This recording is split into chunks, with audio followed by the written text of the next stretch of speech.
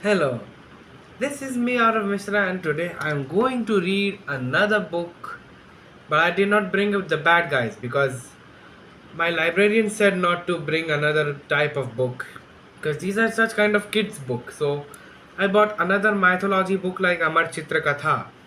It's just two in one. I got the Gita and Shiv Parvati. It's just two in one for the Amar Chitra Katha book. So let's get started reading. Amar Chitra Katha, the Gita, the Song of Eternal Wisdom. Now it's just a kind of a mythology comic here. Okay? Now let's get started reading. Long, long ago, Yudhishthir ruled at Indraprastha. He had four brothers, of whom Arjun was considered the finest archer of his time. Together they were called the Pandavas.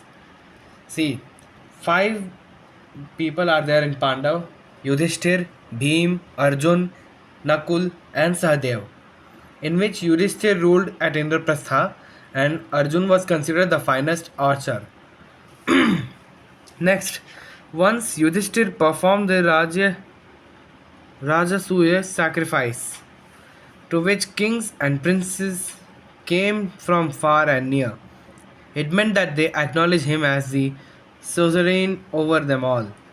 This was possible because of the help given by Krishna, their maternal cousin. I alone deserve to be the emperor. The lone prince who felt jealous of the Pandava brothers' triumph was Duryodhan, their cousin.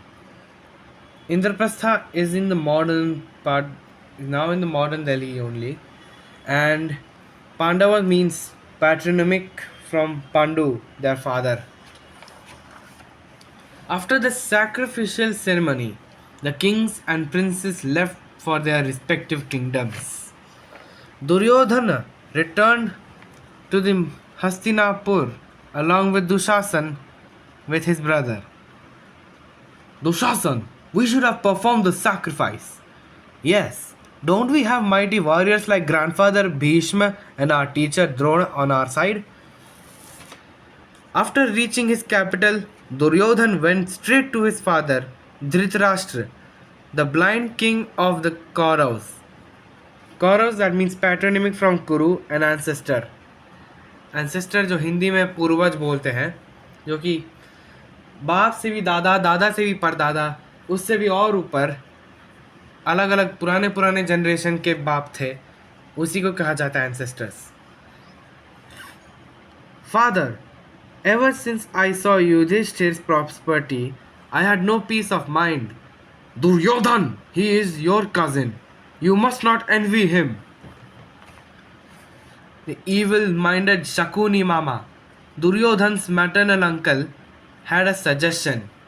यानी दुर्योधन के मामा शकुनी हैं, उनके पास इनसे एक suggestion मिला. I know a way of getting possession of the immense riches of Yudhishthir. Really? Tell me how to do it. We will invite Yudhishthir to a game of dice. I know a trick by which I can win. Suppose he refuses to come? No, king. No king with self-respect will refuse an invitation to a game of dice. Okay, this is the second and first which I did not see. Alright, tell me how to do it. We will invite Yudhishthir to a game of dice. I know a trick by which I can win. Suppose he refuses to come? No king with self-respect will refuse an invitation to a game of dice. Father, you must invite him. Overcome by his natural attachment for his son, Dhritarashtra yielded to the request. So be it. Send a messenger to Indraprastha with the invitation. At the invitation of Dhritarashtra, Yudhishthir and his brothers came to Hastinapur, and a game began. The stakes were heavy after a long season. I have won! Yudhishthir not only lost the kingdom but was compelled to go into exile for 13 years, because this too was part of the price for losing the game. Duryodhan, you will be now ruled as the supreme king. The Pandavas will roam about in the jungles as vagrants. After completing their period of exile, the Pandavas reached Uplavya. What should we do now? Now that we have fulfilled all the conditions, we will demand our kingdom back. But we can negotiate only from a position of strength. Let us, therefore, write to our friends to come to our help. Kings and princes from many parts of India came to Uplavya with their armies. Krishna too came. We will help. We have come to help you win back your kingdom. We will fight for you. Your cause is just. We have conveyed to the Kauravas that we will be content with the 5 villages. We are awaiting the reply. Duryodhan spurned the peace offer. This infuriated Bhim, the second among the Pandava brothers. Arjun, the wicked Duryodhan thinks we beg for only 5 villages because we are afraid of his might. He is itching for a fight. Let there be war. Then Krishna intervened. Yudhishthir, I will go to the court of the Kauravas on a mission of peace and try to convince King Dhritarashtra that he must do justice to you. Do what you think is right, Krishna. But beware of Duryodhan, he may harm you. Oh. Krishna was received with due respect at the court of Dhritarashtra. O king, give the kingdom of the Pandavas back to them. Let there be peace. Krishna, I agree with you, but Duryodhan is bent on war. Try and convince him. Krishna then turned to Duryodhan. Dear brother, the Pandavas will accept you as the crown prince. Moreover, by their unmatched prowess, they will make your father the supreme king. You must all live together in peace. Bhishma, the grand old man of the Kuru family, tried to persuade Duryodhan to accept the peace offer. Krishna has spoken wisely. Act according to his advice. Then Drona, the teacher of both the Kauravas and the Pandavas, addressed Duryodhan. Dear Duryodhan, their advice is fair and just.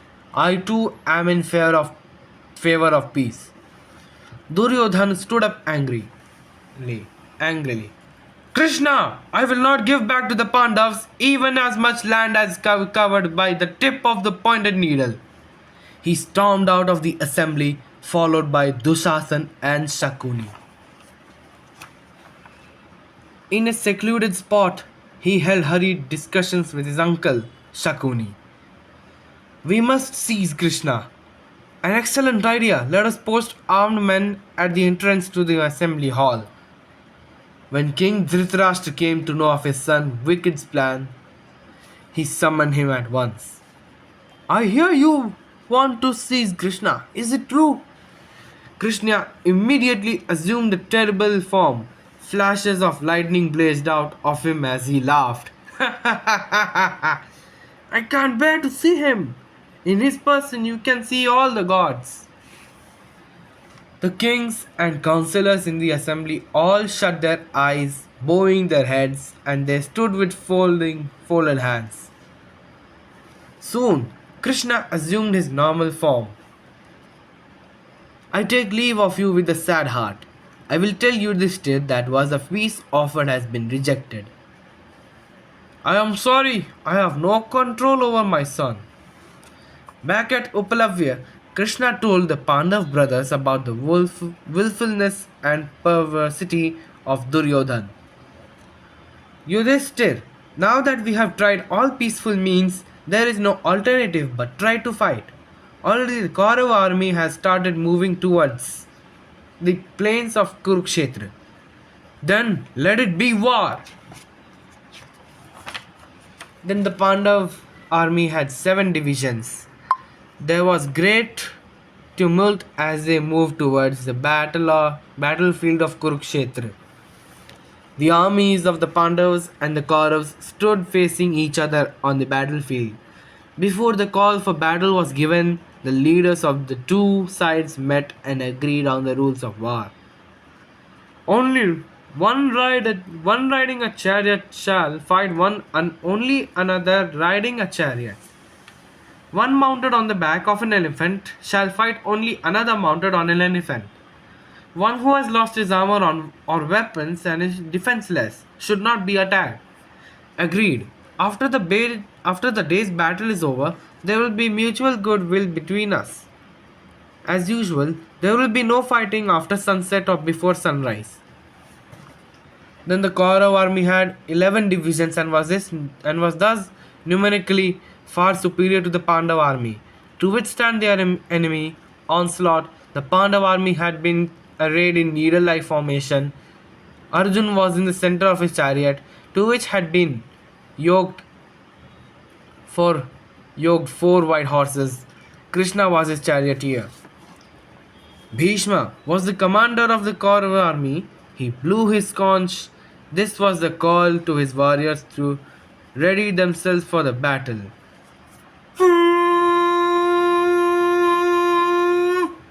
On the other side, Krishna and Arjun too blew their conches.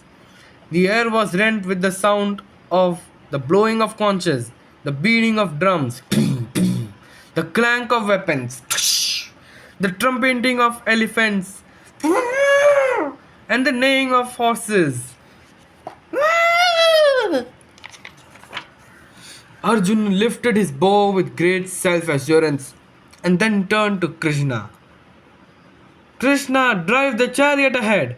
Let me have a clear view of my enemies and their battle plans. Krishna drove the chariot some distance and then came to a halt in the center of the battlefield. As Arjun viewed the opposing armies, a sudden change came over his mind. Gone was self-his assurance. Krishna, my whole body trembles. My grip on the bow is loosening. I find it difficult even to stand erect. Why, Arjun? What weakness has suddenly come over you? The bow slipped from Arjun's hands and he sat dejectedly in a chariot, his eyes filled with tears. No, I cannot slay my own kinsmen, not even for all the three worlds, much less a kingdom. This is your hour of trial, Arjun. Such base despair does not become you. It is inappropriate. The call to battle has been sounded. Arise, take up your arms. Okay. And then to kill my own grandsized brother, the great Bhishma? To kill my venerable teacher Drona? All for a kingdom? No. I would rather beg for my food than do such a thing. No, Krishna, I cannot fight. Arjun, everyone depending on his station in life has a certain dharma to perform. You are a warrior. Your dharma is to fight for a righteous cause. If you, a warrior, shun fighting after the call to battle has been sounded, you will be setting a bad example. Think it over. There will be chaos in the society if people fail to do their dharma. Dharma means our duty. Whatever work you are called upon to do, by virtue of your station in life, that you must not do, that you must do, nay, you must not fail to do. Arjun, you grieve because you think you are the doer. Think of God as the doer. You are but an instrument in His hands. You are but carrying out His will. Resigning all your work to God, you must act. This is true renunciation. Giving up action is not. It were better for me if the sons of Dhritarashtra found me unresisting and killed me. How can I kill my kith and kin? Arjun, you cannot kill Bhishma or Drona, nor can you kill Duryodhan or your other cousins. What? Do you mean won't my arrows kill them? It is only the body of man that is subject to changes like birth, childhood, youth, old age and death. यानी जन्म, बचपना, जवानी, बुढ़ापा और मौत. The soul in man is neither born nor does it die. Weapons cannot cut it. Fire cannot burn it. Water cannot wet it. Wind cannot dry it. What makes you think you can kill the soul? Just as a man discards old clothes and wears new ones, the eternal soul sheds a dead body and enters another. Because you think the soul of man and his body are one, you believe you can kill or be killed. Truly, I tell you, the soul is not subject to any change. What you say may be true, Krishna, but I fail to perceive the truth in your statement. That is because even though you are noble, you are still bound to the body. Arjun, manage of three types. Base men are dull and lethargic. They are steeped in ignorance. The greedy ones are even ever active, trying to satisfy their cravings. They are passionate and restless. Then there are the noble ones who seek their enlightenment. They are ever engaged in doing good deeds, but even they are bound to the body. You are no exception. It is only when the noble ones receive enlightenment that that the soul to the body are cut and they attain perfect equanimity of mind. They become even minded, which are Sthita Prajna. Krishna, what is the state of even mindedness? How does such a person live and work and conduct himself? In that state, man learns to view pleasure and pain, honor and dishonor, gain and loss at the same. Because of this attitude towards the result of his work, he is never tense. Therefore, he excels in his work. Even through your intellect, you can perceive the truth. You are not your body. How can I realize this through the intellect? Knowledge is like fire. Anything that enters fire will never remain the same. Just as fire turns its fuel into ashes, knowledge burns away all the bonds that tie the immortal soul to the mortal body. Krishna, I am tense and bewildered. I can't think, I can't follow your argument. Arjun, it is only a mind which is attached to the body that gets tensed and bewildered. Such a mind desires many things. When these desires are not fulfilled, it feels pain. It is angry with those who gave. I grieve. Who gave the grief. The fear that desires may not be fulfilled makes it tense and bewildered. This is referred to as Jnana Yoga. Yoga literally means union and used to connote the union of the soul with the Supreme Spirit.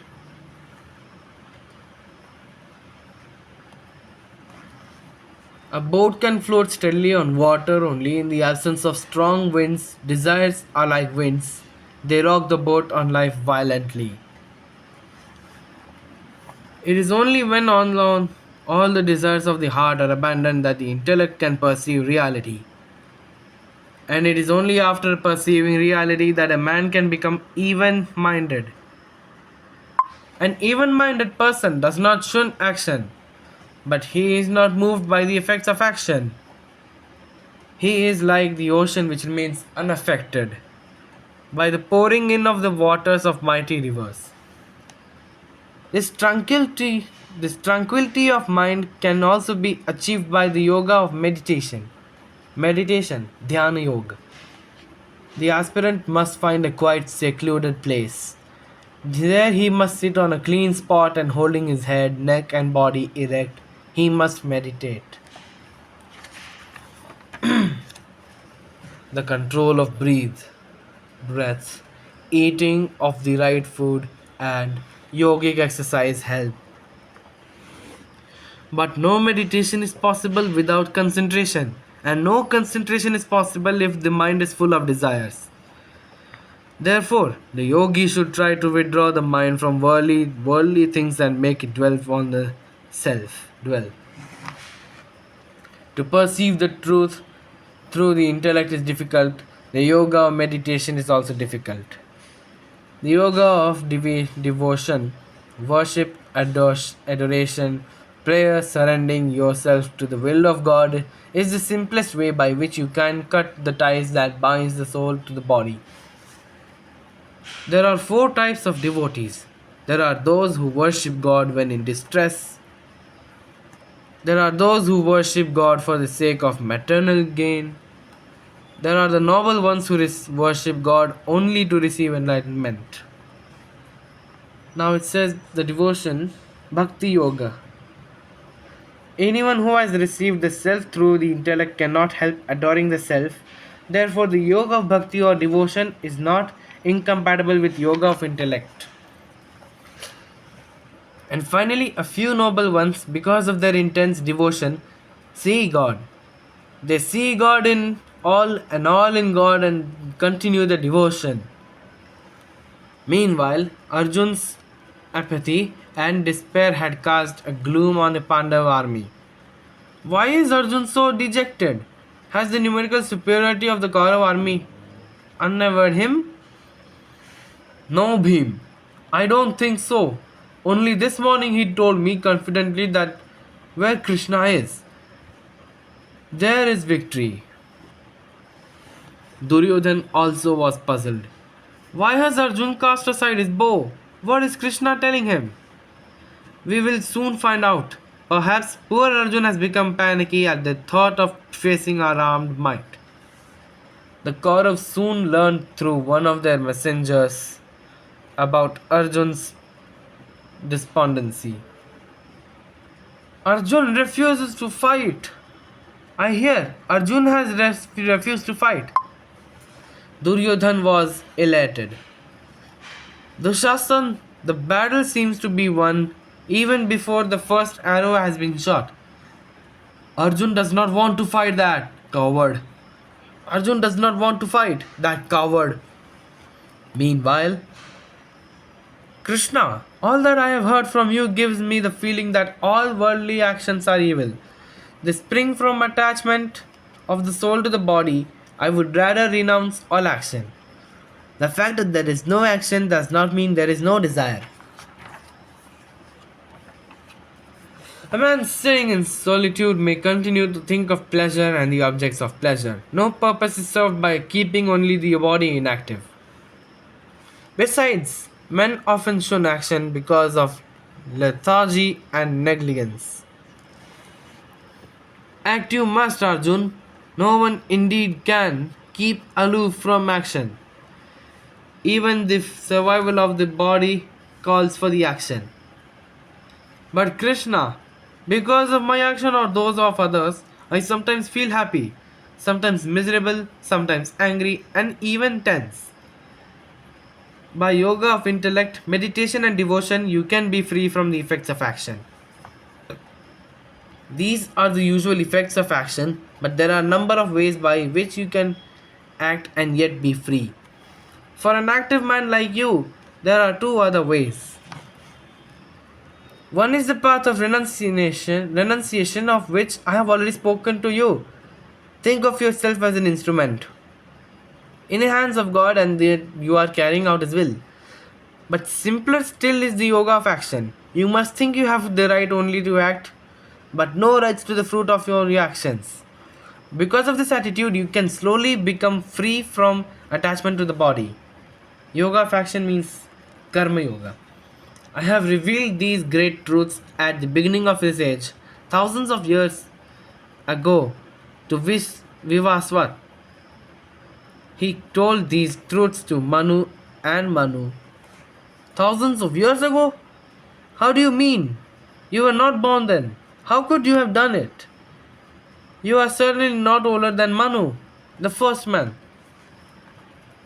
Arjun, you don't know the truth about all this. Now listen, you have already lived many lives before without knowing it. As for me, I am not the man you think you know. I am the Lord of all that exists, the manifested universe as well as the unmanifested. Arjun sat dumbfounded at this revelation of Krishna. At the end of thousands of aeons, the manifested universe merges into the unmanifested. Again, it springs from forth from there after thousands of aeons. I pervade the manifested as well as the unmanifested universe and am subtler than both.